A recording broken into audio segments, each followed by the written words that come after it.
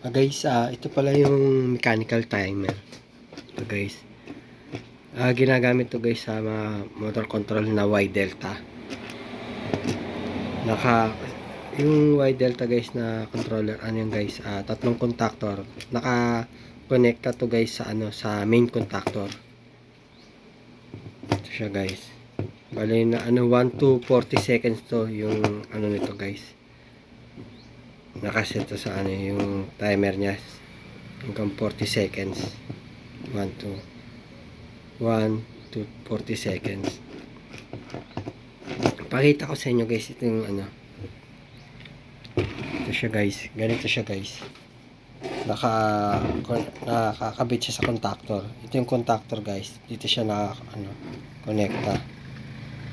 Bali gagana lang to guys pag pumalaw tong contactor na to.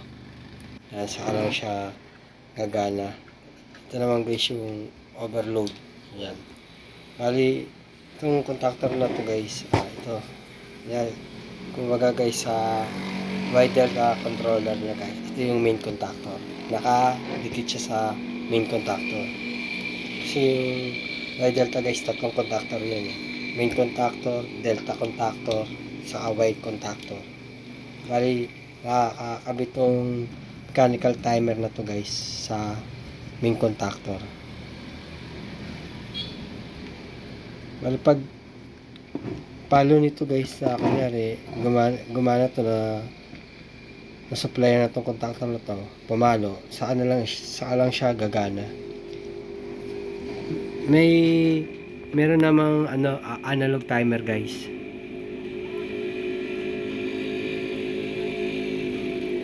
Ganito siya guys, analog timer. Ginagamit din to. Ito lagi guys kadalasan ginagamit guys sa Y delta.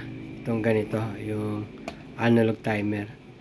Ito gagana lang to guys pag sinuplayan mo to ng 20 volts yan. Yung coil nito. Yan. Yung niya. Diagram niya. Pero guys, may ginawa na tayong video nito guys kung paano gumagana yung analog timer. May ginawa na rin tayong video nito. Ito yung siya. Tapos ito siya yung mechanical naman timer. Ito, hindi na kailangan gamitan to guys ng kuryente. Mechanical timer lang to. Pag sumasabay lang to, pagpalo ng contactor na to, saka lang siya gagana. Ito ang pinagkaiba guys ng analog timer to sa mechanical timer. Yan. Ito kasi bago gumana to guys, kailangan mo na supplyan ng kuryente, mga 220 volts. Yan, saka lang siya gagana. Ito naman guys, mechanical timer, hindi mo na kailangan supplyan to ng kuryente. Ang mechanical lang timer to, kinakabit lang to sa contactor. Yan. Yan. Pagpalo ng contactor na to, saka lang siya gagana. Kung anong sinet mo dito ng mga 4 seconds, 3 seconds. Pag 4 to 3 seconds, iseset mo. Pagpalo ng contactor na to, saka lang siya kung anong sinet mo, kung 3 seconds, saka lang siya gagana, ng timer niya. Kunyari, magpapalit yung delta sa yung delta sa yung Y. Yung delta contactor sa Y contactor.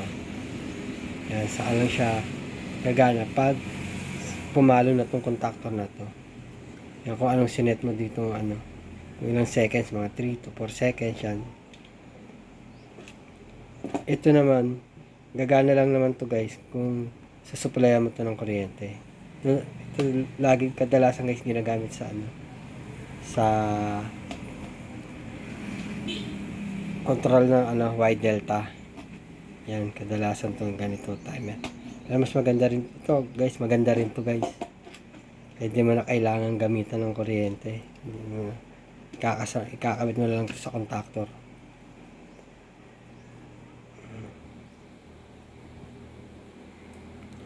Yan. Ito guys ang mechanical timer. Kasi ito naman yung analog timer. Ito guys, hindi lang sa ano to, sa mga controller ng Y Delta. Ang dami rin kasing gamit nito guys, na itong analog timer na to. Ang daming gamit ito, lalo sa mga control. Yan. Yan siya guys. Ito yung overload contactor. Yan. Ito naman yung mechanical timer. Yan. Yan. Ito yan guys. Ito.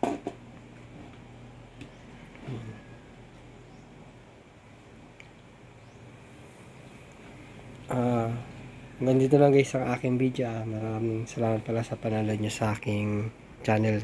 Sa susunod ng video, gagawa ulit tayo mga control.